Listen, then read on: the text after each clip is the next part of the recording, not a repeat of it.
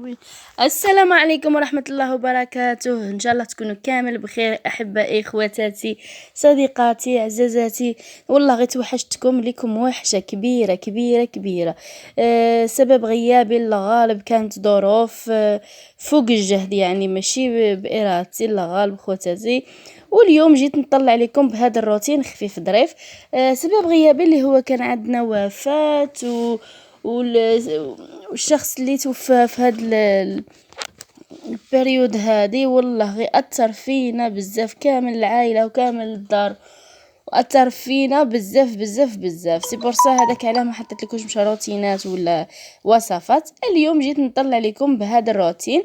شوفوا بديت معكم بالتسياق، من بعد نشفت، من بعد كيما راكم تشوفوا الصاله هنايا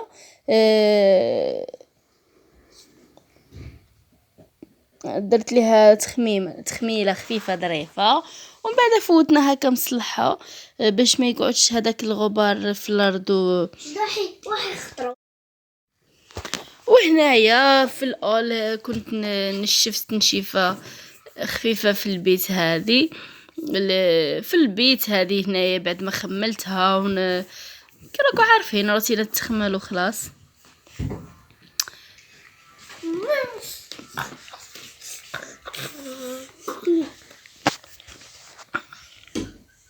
المهم بغيت غير نشارككم، وبغيتش حسيت اني طولت عليكم بزاف بزاف، درت لكم هذا روتين خفيف ظريف ويكون ان شاء الله ينال اعجابكم كامل. وراني عارفه خواتاتي تبغوا هكا تدوا حماس نشاط، يلا نحزموا شويه، راكم عارفين بسيرتو هذا البرد اللي راه جاي يعكز بزاف بزاف. المهم حنايا ان شاء الله دائما مع التحفيزات. هنايا هاد المابل امامكم كنت مسحته بواحد البرودوي، دوك نوريه لكم، دوك نشاركه مع خواتاتي كي نكون نمسح في الطابله، نشاركه معكم يقعد يبري ما شاء الله. وهنايا شوفوا الدوش هنايا بعد ما نقيته وغسلته اعزكم الله واستفته. ونجي نوريكم البرودوي معايا اللي راني باغا نوريه لكم باش نقيت هذاك المابل نتاع البايو وباش نقي هاد الطابله. المهم اي مابل عندك بالمارون ولا اي مابل بيبان ولا اللي يشدوا الغبره، راكم عارفين سيرسو هذاك المابل تاع مشات لي اسمه، هذاك المابل الجديد هذاك بزاف يشد الغبره. وهنايا جيت نمسح الطابله هذه وتشوفوها امام عينيكم. ها هو البرودوي خواتاتي، ديروا عليه كابتور. هي تجيك شغل قرعتها في ليتوكس ويدرد الحوايج يشعلوا.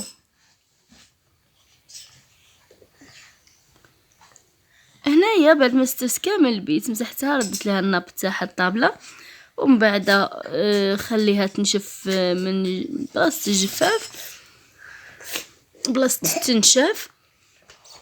وهذا هو روتين تاع نهار اليوم. وهنايا البنات جيتكم بالعشاء تاعنا اللي كنا درنا هاد بيتزا كاري محبوبه الجماهير كاش اللي ما يبغيهاش بيتزا. المهم درتها بلاصوص طوماط عادي والفرماج وزيتون كحل وشويه تاع المعدنوس من الفوق، هذا ما كان. والثاني الزاوجه درت فيها دي طرونش تاع هذه طرونش تاع الفلفله، هذا ما كنت زدتها، ها هي امامكم. المهم هذه هي النهايه بعد ما طابت. شوفوا كي جات تهبل تهبل تهبل. ان شاء الله نشارك معكم الوصفه، العجينه هذه نشاركها معكم، وعلى ما اظن نديرها معكم غدوه ان شاء الله. وها هي بعد ما قطعتها. وهنايا ما بقى لي غير نقول لكم السلام عليكم، تهلاو في رواحكم ودمتم اوفياء.